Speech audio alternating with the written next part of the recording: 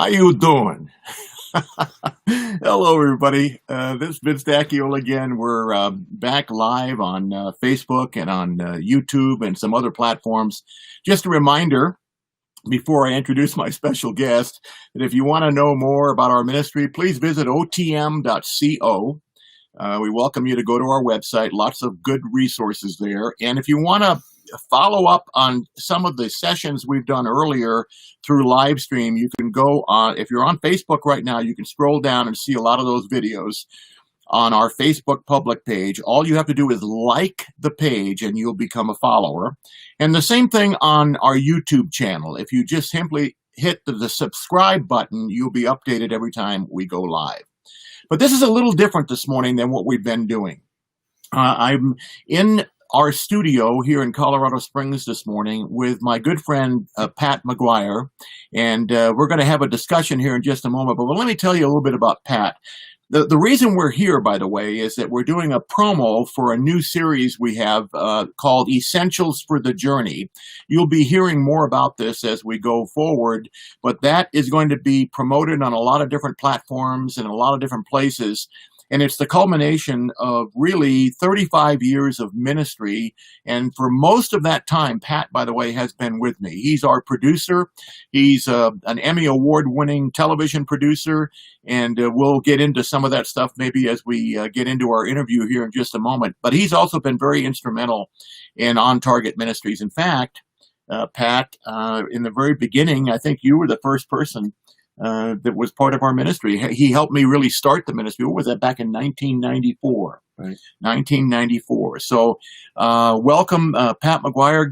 Give our audience just a little bit of information about you and your background, and then we'll talk about ministry to men in America. Well, I'm not ready for this interview, but anyways. This is very impromptu, guys, so forgive us. We're just kind of making it up as we go.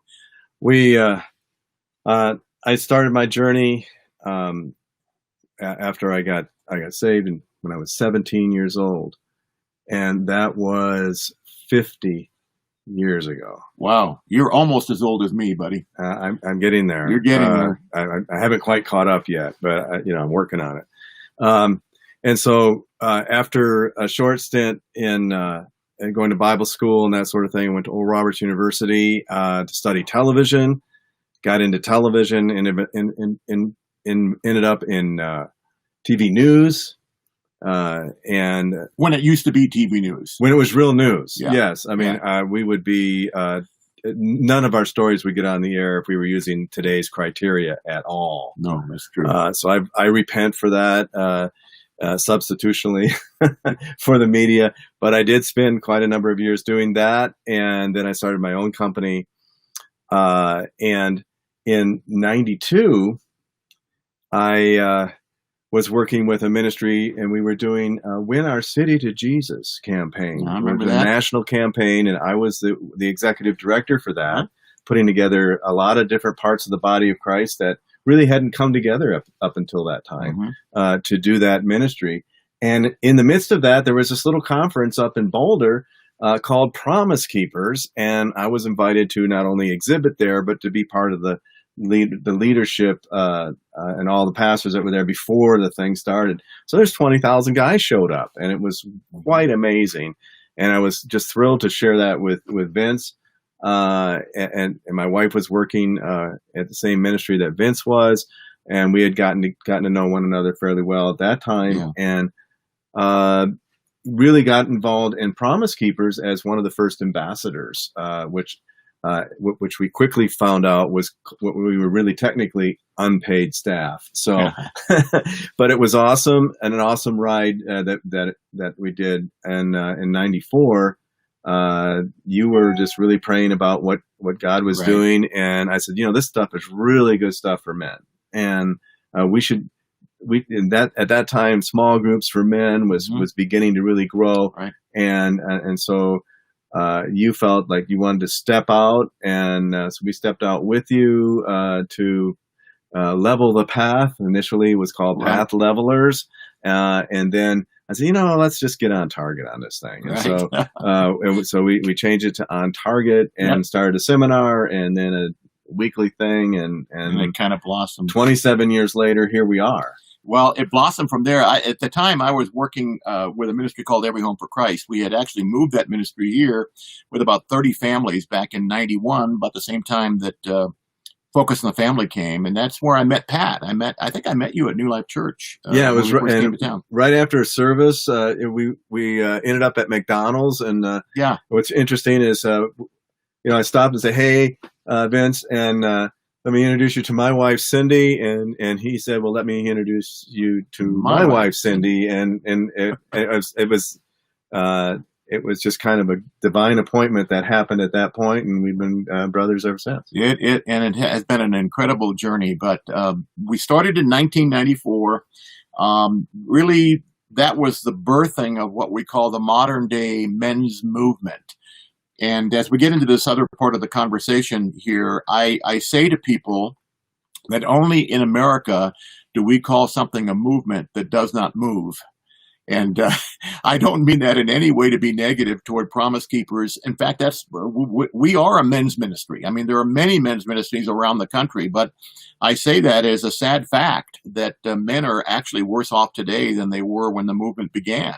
And that's not a testimony about those ministries. It's more of a testimony of the power of our culture to steal men away faster than we're able to save them. And that we've got to figure this out, guys. I mean, we are so blessed of what God's been able to do through Promise Keepers, through ministries like On Target.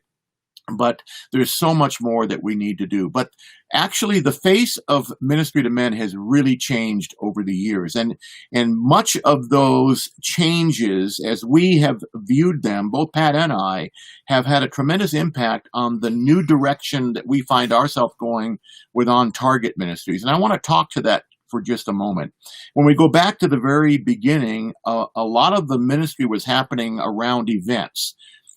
So, Pat, in your experience, in looking over the early days of men's ministry and then migrating from there to where we are today, what do you think are some of the key takeaways that we have or that we've learned that is helping us sharpen our approach today? What would be your observations about the difference between the early days of ministry to men and where we are now?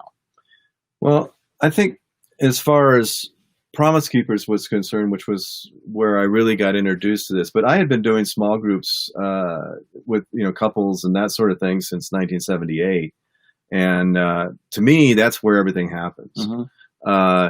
So one of the things that we incorporated in with On Target Ministries was, all right, the teaching's great, but getting together and digesting that with other guys was really the most important thing. Yeah, and so even in our seminars, you would teach, and then we would spend half the time, literally more than half the time of the seminar, having broken up into small groups, because I think we discovered even with Promise Keepers, there was 2 tracks on Promise Keepers. There was the big stadium events, yep, which is coming together, getting guys excited, realizing that you're not alone.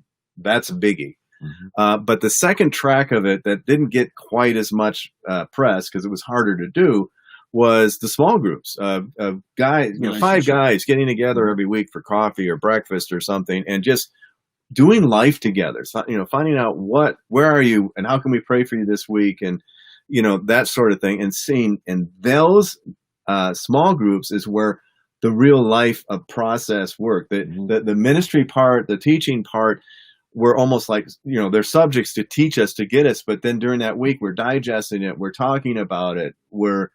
And we're trying to apply it to our life. And I think that process, and I think that's a huge part of what On Target does, is the process.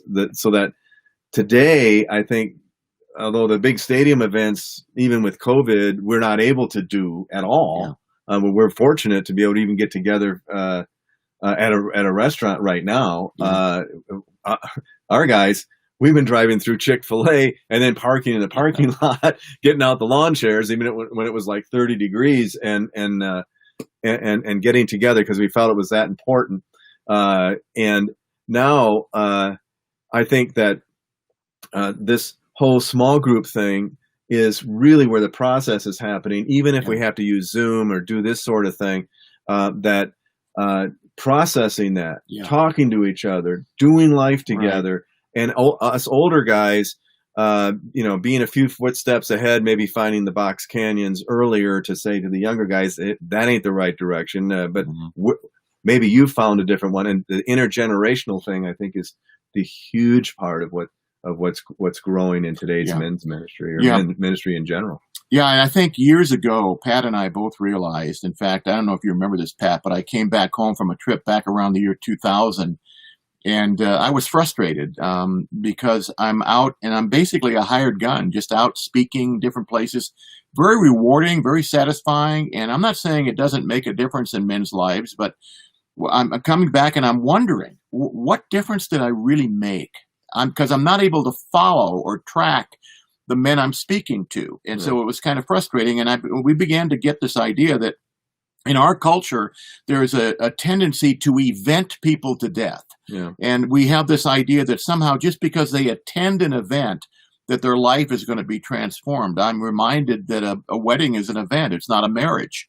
And that there needs to be so much more that happens in order for real life change to take place.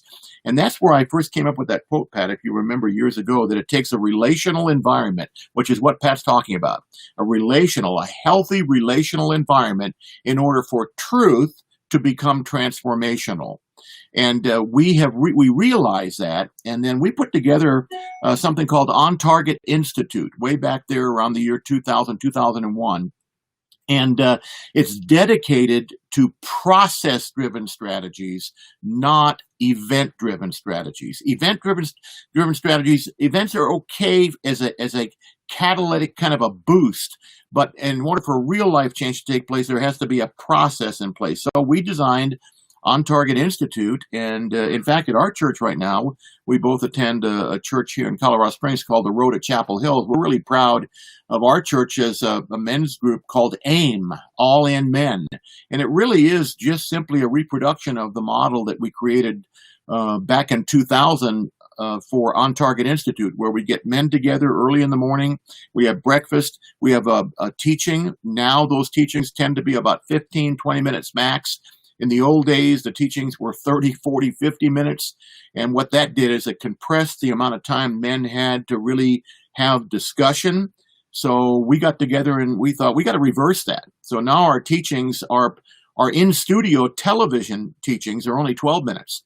Pat puts these 12-minute programs together, and then he puts two of them together with wraparounds, and they form a half-hour TV program. Matter of fact, I think the NRB network has been showing these broadcasts now for a couple of years, and they're thinking about rebroadcasting them again. But they're brief sessions allowing for more discussion time on the other end. So that's kind of what we've been working on here for the past several years. Well, even going back to the On Target seminars, where we just go Friday night, we did 7 sessions. Yeah. But and we said, okay, now get together with 4 guys Small you don't group, know. Right.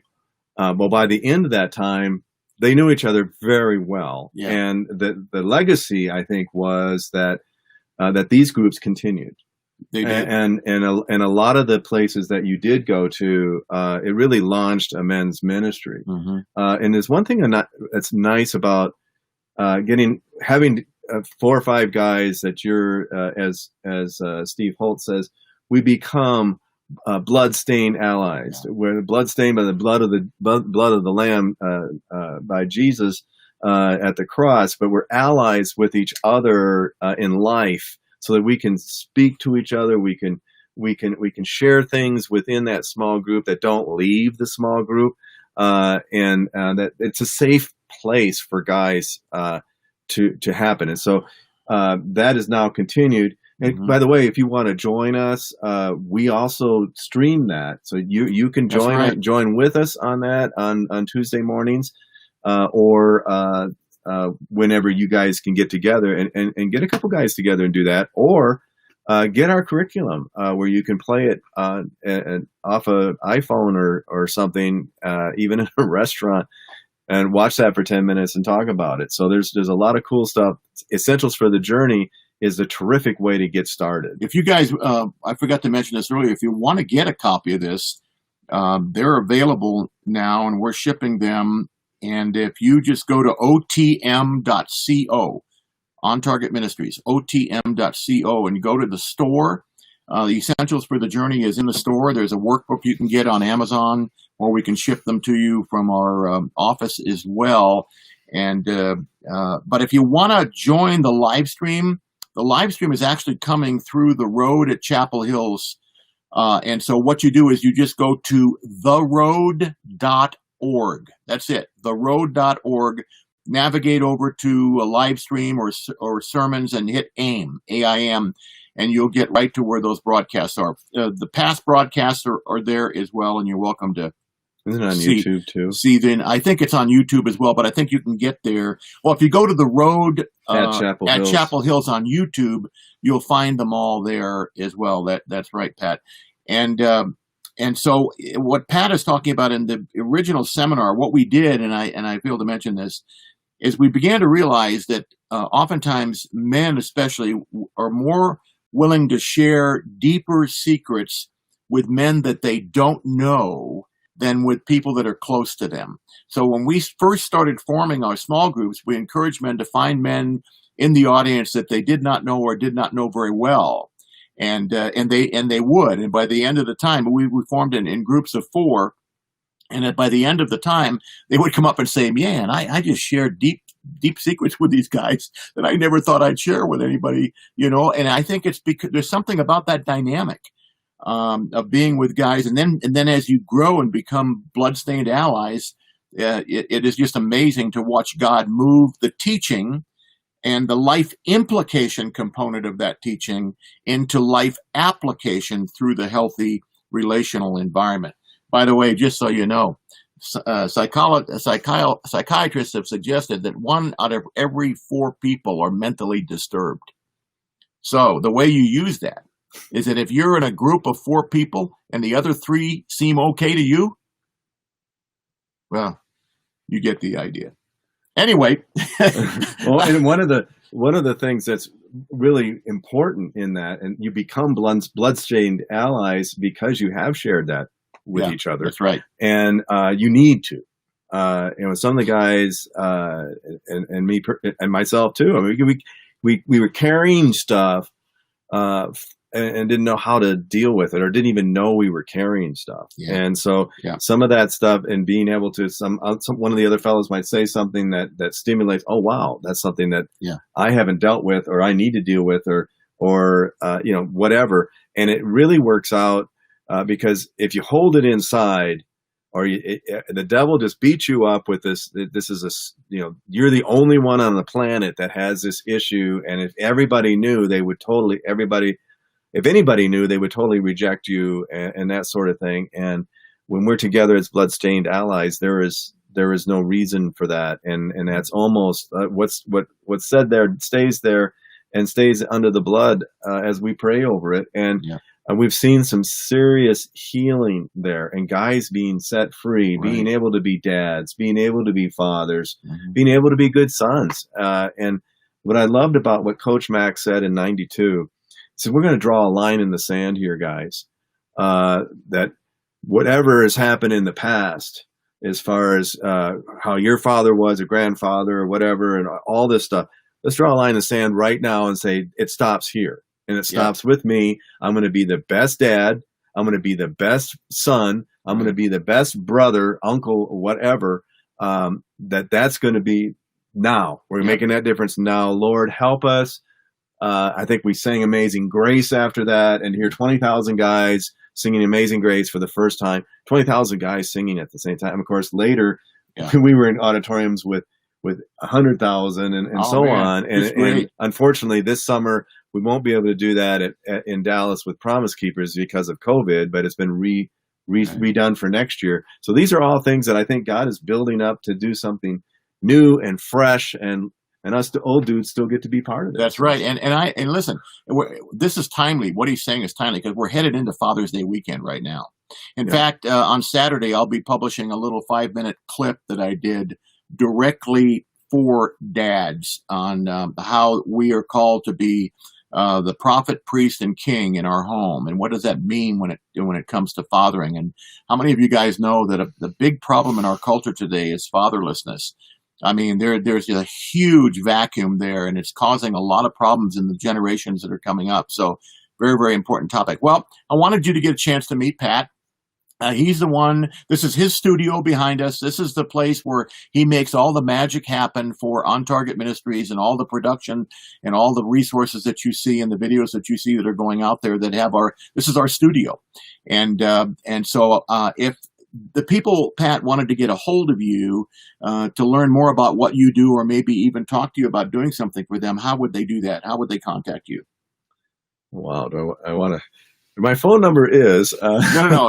Just an email, or yeah. What's the company that you go under, or your email address? If somebody wanted to just connect with you, what would you tell them? Sure, you guys can send me an email to APOP Media, APOP TV at Gmail. I'm sorry, APOP at Gmail. I don't even know which. APOP at APOP TV at Gmail. APOP.